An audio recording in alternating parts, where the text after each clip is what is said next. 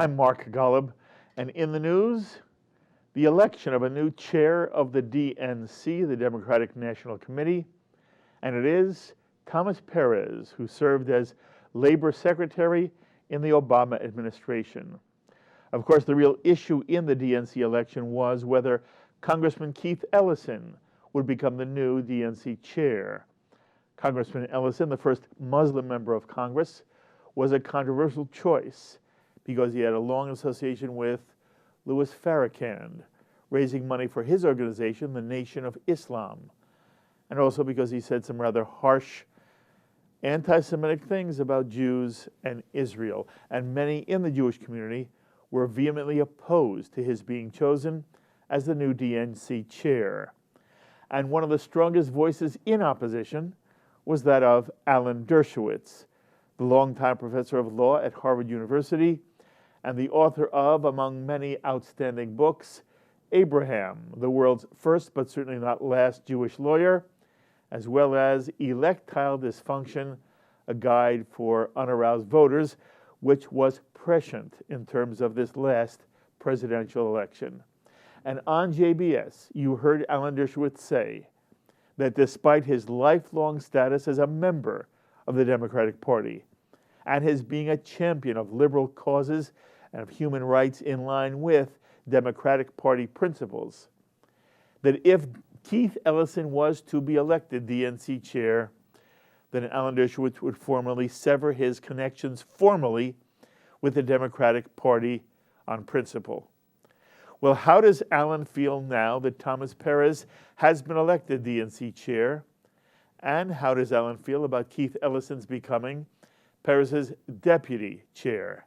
For some answers, I'm so very pleased to have on our phones once again Alan Dershowitz. Alan, thank you so much for joining us once again. Well, thank you. I think this is a good day for equality and for democracy. We had a fair vote, and Ellison was fairly defeated, and he was defeated in part because of his own history. And it wasn't only his close association with the Reverend Farrakhan. It was his denial that he knew that Farrakhan was an anti-Semite. Yes. At the time that he was working for Farrakhan, Farrakhan was calling Judaism a gutter religion. He was circulating a blood libel about the Jews being the primary vehicles of the black slave trade. He was saying terrible, terrible things about Israel and the Jewish people. And it is inconceivable that a man like Keith Ellison, a bright guy, wouldn't know that, and yet he told the American public that he was not aware of it. He only became aware of Farrakhan's anti-Semitism when tactically he decided to run for office in a district with significant numbers of Jewish voters and contributors. So I just don't believe, and never did believe, Ellison's disclaimers that he didn't understand Farrakhan's anti-Jewish hate. Alan, many argued within the Democratic Party that while everything you say was true, he has changed over time. Why did that not persuade you? Well, first of all, it was not so long ago that he said he didn't believe Farrakhan. Second, he was one of the very, very few people who voted against the Iron Dome. How do you vote against the Iron Dome? The Iron Dome is a defense missile system to protect Jews, Jewish civilians, women and children from being attacked by rockets. And he was one of the few who voted against it. So I'm looking at his current record as well. And think of the hypocrisy of many of his supporters. They didn't believe Jeff Sessions. When Jeff Sessions said he changed, they said, oh my God, anybody who said what he said back 20, 25, 30 years ago has to be held responsible. But suddenly Ellison is given a pass on it. And today, people are calling what I said a smear. You know, that's such a double standard. If there was a candidate for a DNC chairman who had been anti-black or anti-woman or anti-gay, and it was exposed and revealed, nobody would call that a smear. Of course. But when you expose a long history of association with anti-Semitism, that's suddenly a smear. That itself is a double standard. Mm-hmm. You know, the Democratic Party and the Republicans have to have a zero-tolerance policy toward anti-Semitism as well as toward sexism and racism and homophobia. You cannot have a different standard of tolerance for for anti-Semitism were saying, oh, it wasn't really anti-Semitism, it was anti-Zionism. Nonsense. It was anti-Semitism, and people are responsible for their actions. And I just was not convinced that he had made a clean enough break with his past to justify elevation to this high position of responsibility within the Democratic Party. Okay. Now, you were willing to sever formal ties with the Democratic Party, and you said on JBS, didn't mean you wouldn't vote for Democratic candidates if you thought they were good, but you did not want to be aligned with that party. The fact that Ellison is now deputy chair, does it indicate to you that there is within the Democratic Party a strong, still, anti-Israel, it may not be anti-Semitic, who knows, but an anti-Israel bias that has bothered many Jews who are lifelong Democrats? Well, it's worse than just anti-Israel. It's anti-Israel coupled with a willingness to tolerate anti-Semitism. Anti-Semitism within elements of the Democratic Party is not seen as a big deal. It's regarded as a smear. And so I and like-minded people who are liberal Democrats who have long supported the Democratic Party, but who support Israel and oppose all forms of bigotry, including anti-Semitism, we have a tough battle on our hands. We have to fight these extremists on the hard left, both for the sake of the Democratic Party and for the sake of the Jewish community and for the sake of Israel and for the sake of the United States of America. So I'm going to remain within the Democratic Party, notwithstanding the fact that Ellison is deputy chairman. That was a consolation prize, obviously, and it's not a particularly important position. He lost. That's the important thing. The important thing is he was defeated. He was defeated at least in part because his bigotry came back to haunt him. So I'm going to fight within the Democratic Party to try to keep Israel a bipartisan issue, to try to keep the Democrats on the side of Israel. Remember, this is the second fight we won. The Sanders group, the extremist leftist group, also tried to put a plank in the Democratic platform that was anti-Israel. And we fought against that, and we won that one too. Again, close, but we won it. And so we're winning, and as long as we're winning, I'm not quitting. Okay. What do you know about Thomas Perez, and how comfortable are you with him in general?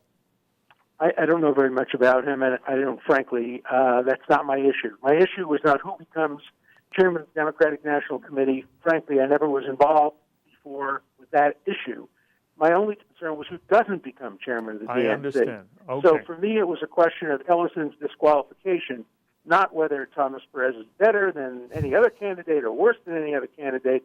I wish he hadn't picked Ellison to be his deputy chairman, but he put unity over principle. That's too bad, but it's understandable. And we're going to keep a very hard eye on what role Ellison plays and whether his values get reflected in the Democratic National Committee. We're also keeping a very close eye on the Democratic Party in general to make sure that it doesn't deviate from the long history of bipartisan support for Israel. Look, there are elements within the Democratic Party, the hard left, many of the people who go to these events and shout and scream, many of the people who voted for Sanders, some of the people, by the way, who voted for Jill Stein weren't even Democrats, or who voted for Trump. Some extreme leftists voted for Trump because he's going to bring the revolution sooner, they said. We have to be very careful to make sure those fringe elements don't take over the Democratic Party, as they did the Labour Party in England. Look what happened in England when Jeremy Corbyn took over the Labour Party, a virulent anti-Zionist, a man who has trafficked with anti-Semitism. He's turned the British Labour Party into a fringe party that couldn't win an election for dog catcher. That could happen to the Democrats if they move too far left. And as a person who cares about the two-party system in America, I want to make sure that doesn't happen. Okay. Alan, you've also spoken out, as you did in these last few minutes, about your concern on anti-Semitism. There is in the Jewish community today a concern that there has been an uptick of anti-Semitism, and Donald Trump read a statement that many Jews against anti-Semitism, but there are many Jews, Alan, who felt that the president was not either sincere enough or did not go far enough. What's your view now of the Trump administration vis-a-vis any kind of anti-Semitism in America? Well, first of all, I commend President Trump for making this statement. I commend Vice President Pence for going to the cemetery and for making his statements. They're good beginnings. I think they have to go much further. I think Donald Trump has to look into the camera and say, I do not want the support. of anybody who's an anti-Semite, anybody who's a bigot, anybody who's from the extremist right wing that has hatred in their heart for Jews or for Israel. I think he has to go further and say that. But I want to commend him for what he said up to now. But I think he has a responsibility because some of his supporters clearly have anti-Semitic inclinations to indicate that he does not want their support. Look, there's another good news, too. When the cemetery was desecrated, Muslim leaders came to the help of Jewish community leaders and contributed significant amounts of money to help clean up the St. Louis desecration and the Philadelphia one the other day. And so I think I was on Al Jazeera the other day commending Muslim leaders who did that, saying that Jews and Muslims have to work together because bigotry is bigotry, and bigotry against Muslims and bigotry against Jews tend to go hand in hand. This is an area where we can work together. We can still have some disagreements, obviously, about the Middle East, but we can work together against bigotry, whether it comes from the hard left of the Democratic Party or the hard right of the Republican Party. And what I'm worried about is we're seeing the hard right move further right, we're seeing the hard left move further left, and we're seeing the center, the vibrant center, which is where America really should be, and where the Jewish community thrives, we're seeing that weekend. And that's a tragedy and a danger. That's beautifully said. Look, we only have another minute or so. I want to ask you to give us your perspective on a general issue that is confronting society now, given some of the things that are coming out of the administration.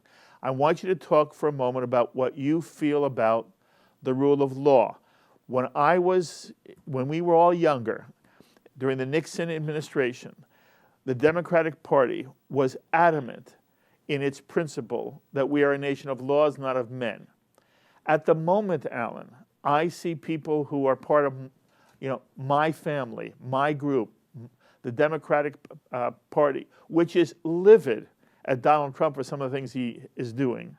But it seems to me they are willing to set aside the law because they feel the law is not functioning well enough. So when you hear about discussions of sanctuary cities and whether governments, local governments, municipalities will or will not follow the law, it seems troubling to me that anybody would argue the law doesn't matter. I want to hear your position. I completely agree. I think both the hard left and the hard right use the rule of law when it serves their interests, but really don't care much about the rule of law. They're both willing to abdicate the rule of law when it serves their ideological interests. That's what's so dangerous about extremes on both sides. They both agree that free speech doesn't matter if the free speech disagrees with them. They agree that the rule of law doesn't matter, that other principles don't matter. The extreme right and the extreme left are not principles. They're ideologues. And all they want is the results that they think are right. And they think there's only one result, and therefore why tolerate dissent? Why tolerate disagreement? Why tolerate the rule of law? Those are only barriers to achieving the great results that they want to achieve, whether hard right or hard left.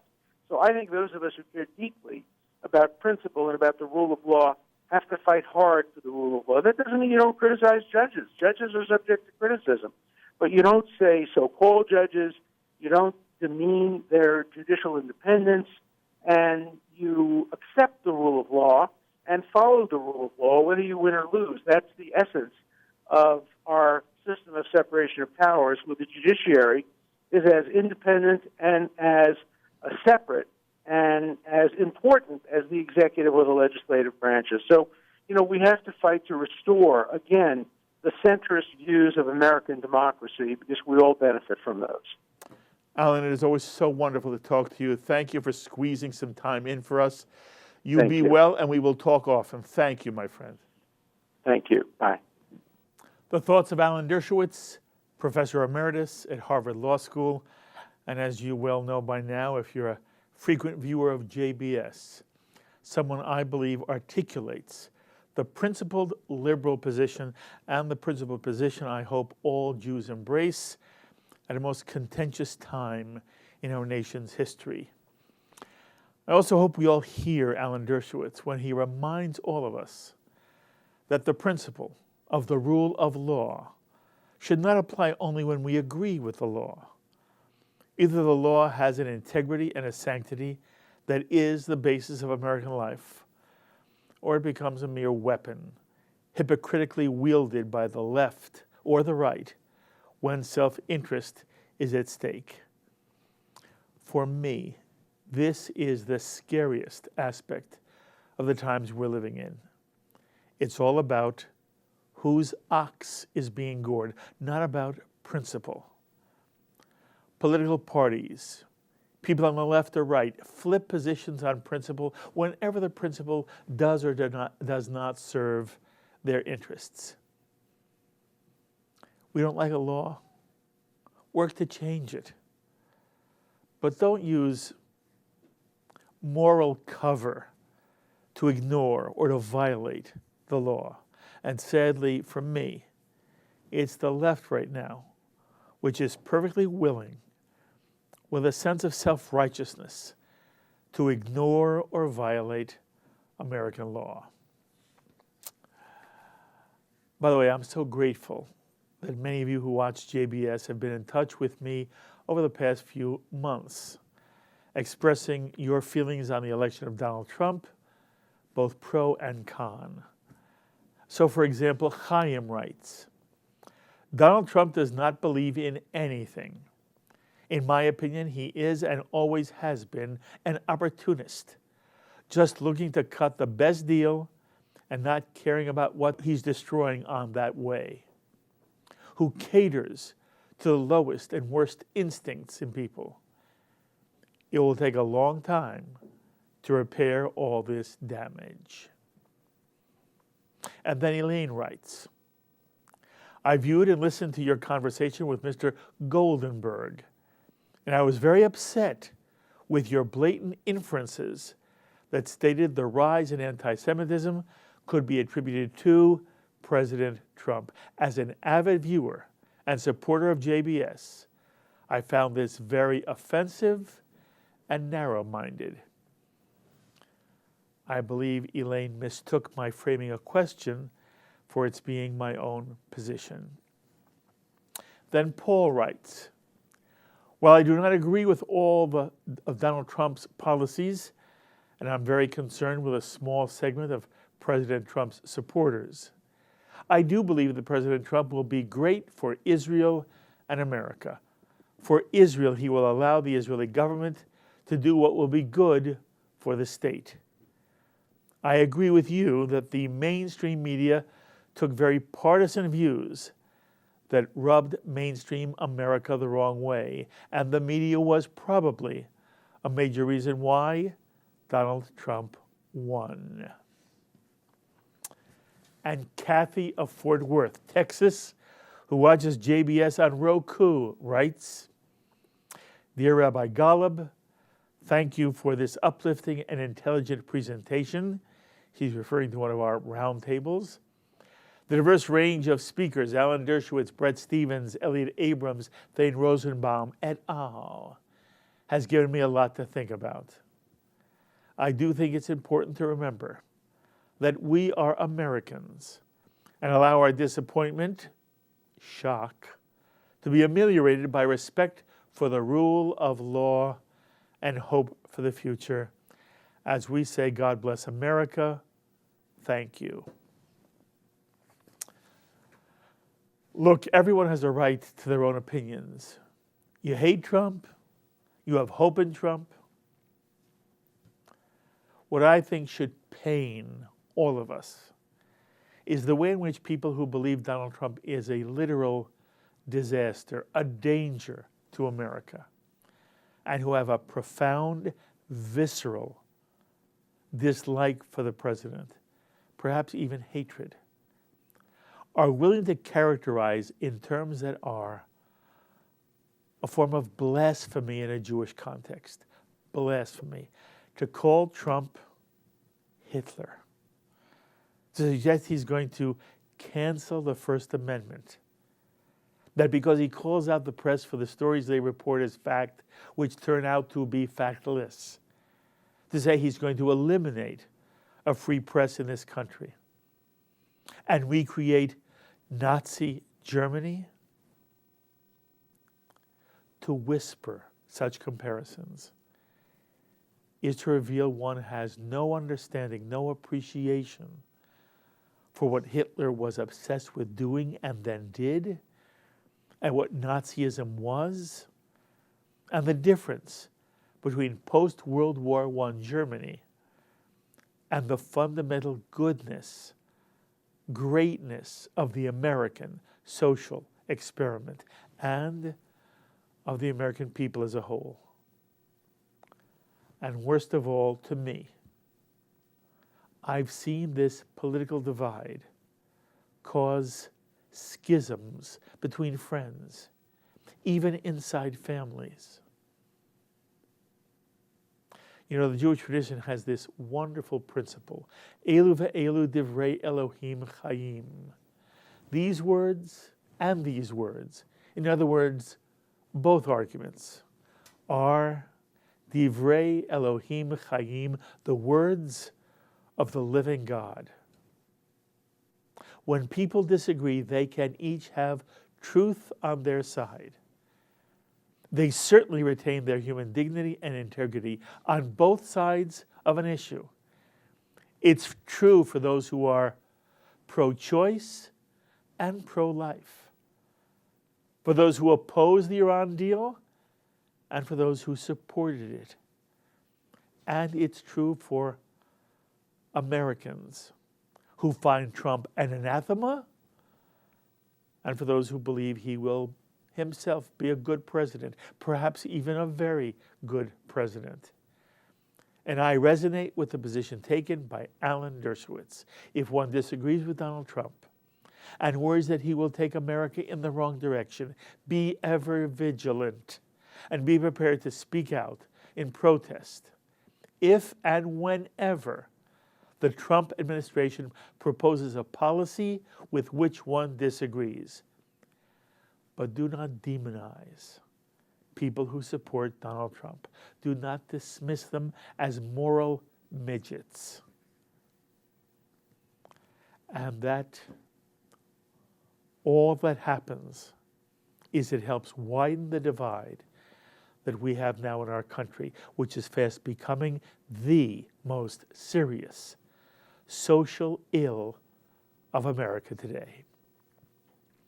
My thanks, as always, to our director, Sloan Copeland, editors Dennis Golan and John McDevitt, and to the producers of this edition of In the News, Carol Lilienthal and Jan Weiss. Until the next time, I'm Mark Golub. Be well, my friends.